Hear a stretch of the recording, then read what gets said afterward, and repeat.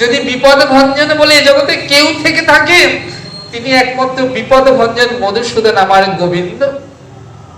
তাই তো উত্তরা যখন এসে পড়লেন গোবিন্দ চরণে, আর কারুর কাছে গেলেন না, পঞ্চস্বামী বা অন্য যারা দাঁড়িয়েছিলেন কারুর কাছে গেলেন না। গোবিন্দ তখন কি করলেন না, সূক্ষ্ম দেহ ধারণ করে দাঁড়িয়ে আছেন সেখানে গোবিন্দ, সূক্ষ্ম দেহ ধারণ করে উত্তরার গর্ভের মধ্যে প্রবেশ করে সেই ব্রহ্ম অস্তকে প্রতিহত করলেন এবং মহারাজ পরীক্ষিতের প্রাণ ফিরিয়ে দিলেন, তার প্রাণ রক্ষা করলেন। কেন? উত্তরা ডেকেছিলেন গোবিন্দকে, উত্তরা গোবিন্দকে পেলেন, কিন্তু মহারাজ পরীক্ষিত গোবিন্দকে ডাকেননি, এমনকি কোনো সাধন ভজনও করেননি। তাহলে বিনা ডাকে, বিনা সাধনে, বিনা ভজনে কেমন করে গোবিন্দকে লাভ করলেন? না, বললেন এটা সাধুর কৃপা। উত্তরা যখন 6 বৎসর বয়স ছিল, তখন কি হতো না, নৈমিষারণ্য থেকে সাধুরা আসতেন এবং উত্তরা ওই পুষ্প চয়ন করে দিতেন সাধুদের গোবিন্দ সেবা করবার জন্য। তো গোবিন্দ সেবার পুষ্প চয়ন করে উত্তরা দিত, সাধুরা খুব প্রসন্ন হতেন, সেই পুষ্প দিয়ে সাধুরা গোবিন্দ সেবা করতেন, অর্চনাদি করতেন। সাধু প্রসন্ন হলে সাধুরা কি দেবে? সাধুদের তো দেবার মতো একটি বস্তু আছে, সেটা কৃপা। কৃপা ছাড়া তো সাধুদের কাছে আর এমন কোনো বস্তু নেই। তাদের নিজের যে ধন, সাধুদের নিজস্ব ধন কি? ভক্তি। তারা চাইলে গোবিন্দকেও দিয়ে দিতে পারেন। তাই সাধুরা প্রসন্ন হয়ে উত্তরাকে বললেন, হে উত্তরা, তোমার গর্ভে যে সন্তান জন্মগ্রহণ করবে, সেই সন্তান যেই পথে সাধন ভজন করবে, আগত কলির জীব সেই সন্তানকে, সেই পথকে অবলম্বন করে গোবিন্দ চরণে প্রাপ্ত হবে। নিতাই গৌর হরি হরি বল।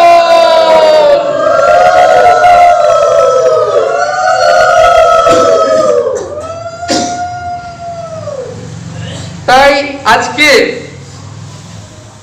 সেই সাধুদের কথা রক্ষা করবার জন্য গোবিন্দ উত্তরার গর্ভের মধ্যে প্রবেশ করে মহারাজ পরীক্ষিতকে রক্ষা করলেন। ভগবান বললেন, আমি আমার বাক্যকে অনেক সময় রাখি না, উল্লঙ্ঘন করি, কিন্তু আমার ভক্ত তার কথাকে আমি সদা সর্বদা অবশ্যই পালন করি, তার বাক্যকে রক্ষা করবার জন্য সদাই চেষ্টা করি এবং আমি রক্ষা করে থাকি তার বাক্যকে। ভক্ত মোর মাতা পিতা, ভক্ত মোর গুরু, ভক্ত মোর নাম রেখেছে বাঞ্ছা কল্পতরু, নামে বৈকুণ্ঠে যোগী নাম পিনা হৃদয়ে চ, যত্র মম ভক্ত গায়ন্তি তত্ত্ব তিষ্ঠামি নারদ। আমি আমার ভক্তের অধীন। আমার ভক্ত যখন কথা দিয়েছে মহারাজ পরীক্ষিত, যে পথ অবলম্বন করে ভগবত চরণ প্রাপ্ত হবে, আগত কলির জীব সেই পথ অবলম্বন করে গোবিন্দ চরণ প্রাপ্ত হবে। তাই তো পরীক্ষিতকে আমার গোবিন্দ রক্ষা করলেন, উত্তরার গর্ভের মধ্যে প্রবেশ করে। আজকে এটা অনুভব করলেন একজনই, সেটা রাজমাতা কুন্তী।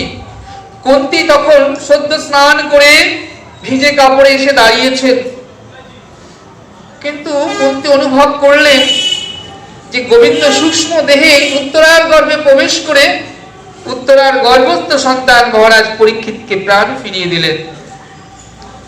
তাই কুন্তী একটা প্রণাম করলেন গোবিন্দকে, হে বাসুদেব কৃষ্ণ, তুমি আমার প্রণাম গ্রহণ করো। ভগবান তো রসিক, তোমরা জানো মা, রসিকেন্দ্র চূড়ামণি তিনি। তাই গোবিন্দ আমার বললেন, ও পিসি, তুমি আমাকে প্রণাম করলে কেন? রাজমাতা কুন্তী আমার গোবিন্দের পিসি হয়, পিসি মা বলে ডাকেন গোবিন্দ। কেন না, দেববীরের পুত্র সুরসেন, সুরসেনের পুত্র কে? বসুদেব, আর বসুদেবের পুত্র আমার গোবিন্দ বাসুদেব। তাহলে গোবিন্দের পিতার নাম কি? বসুদেব। হ্যাঁ, আর এই সুরসেনের একটি কন্যা ছিল, তার নাম ছিল পৃথা।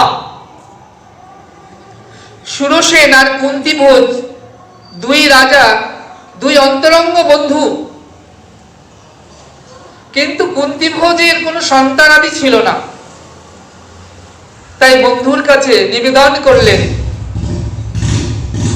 তোমার ওই কন্যাটিকে আমায় দেবে, আমি তাকে লালন পালন করব। সুরসেন নিজের কন্যা পিতাকে দান করলেন কুন্তিভোজ রাজাকে। তাই কুন্তিভোজ রাজা নাম অনুসারে পিতার নামকরণ হলো কুন্তী।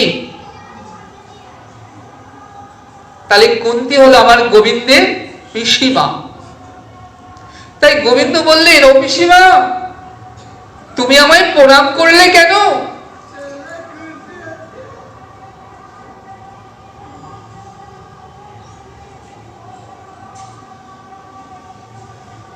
তুমি যখন আমায় প্রণাম করলেই, তাহলে একটা বর প্রার্থনা করো, যে বর চাইবে আমি তোমায় আজ সেই বরই দেব।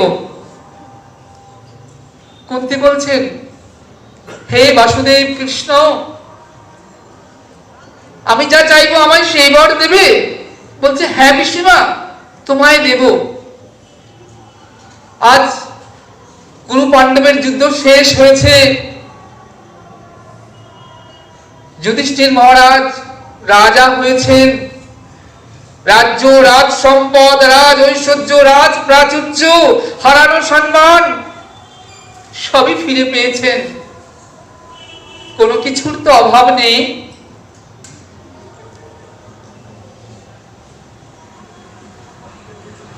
কুন্তী বলছেন, গোবিন্দ, তুমি যদি আমায় বর দিতেই চাও, তাহলে আমি যে বর চাইবো সে বর আমায় দিতে হবে।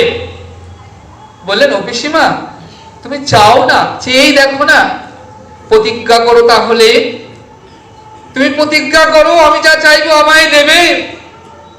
হ্যাঁ পিসিমা, আমি প্রতিজ্ঞা করছি, আমি বাসুদেব কৃষ্ণ প্রতিজ্ঞা করছি, তুমি যে বর চাইবে আজ আমি তোমায় সে বর দেব। দেবে? তাহলে এই বর দাও আমায়। ওবা কি বর চাইলেন কুন্তী সেদিন তোমরা জানো? তোমরা শুনলে স্তম্ভিত হয়ে যাবে। সেদিন কুন্তী ভগবানকে সাক্ষাৎ সামনে পেয়ে কি বর চেয়েছিল? না, বললেন, হে গোবিন্দ, তাহলে আমায় এই বর দাও, দুঃখ যেন আমার চিরসাথী হয়, সুখ যেন আমায় ছেড়ে চলে যায়, দুঃখ যেন আমার নিত্য সঙ্গী হয়, আমি যেন সদাই দুঃখে থাকি, সুখ যেন আমাকে ছেড়ে চলে যায়। জগৎ স্তম্ভিত হয়ে গেল। এ কি এমন বর কেন চাইলে রাজমাতা কুন্তী গোবিন্দের কাছে? গোবিন্দ বললেন, ও পিসিমা, সারাটা জন্ম ধরে তুমি কতই দুঃখ পেলে, এত দুঃখ তুমি পেও, তোমার কি দুঃখ পাওয়ার ঝুলি ভরলো না? তুমি আরো দুঃখ চাইছো?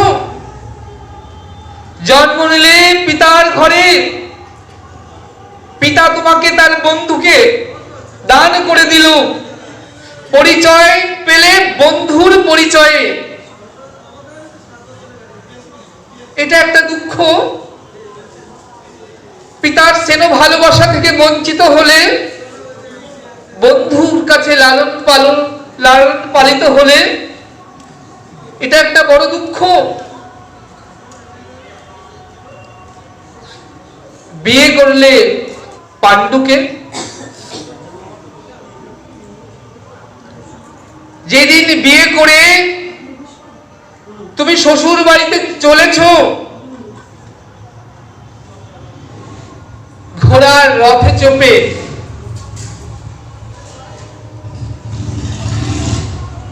মেয়েরা আমার শ্বশুর বাড়ি কেন যায় বিয়ে করে? একটা কন্যাকে তার পিতামাতা সকল সুখ দিতে পারে, কিন্তু এক বিশেষ প্রকারের সুখ আছে, যেই সুখটি তার পিতামাতা তার আদরের কন্যাকে দিতে পারে না।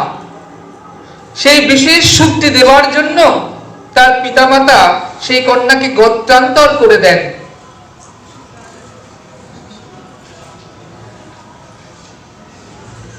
বলছেন যেদিন বিয়ে হলো কুন্তী বিয়ে করে ঘোড়ার গাড়িতে করে চলেছেন কোথায়? শ্বশুরালয়ে। স্বামীর ঘর করবেন বলে